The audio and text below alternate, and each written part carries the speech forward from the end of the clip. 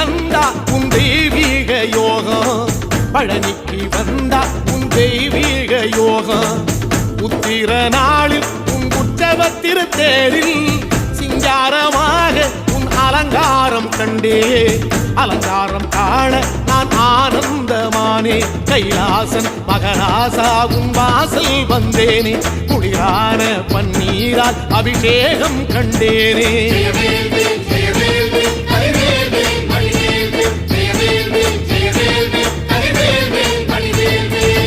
தென்பழனி தேடி உன் தென்பழனி தேடி திருநீரு பூசி நான் ஓடோடி வந்தேன்.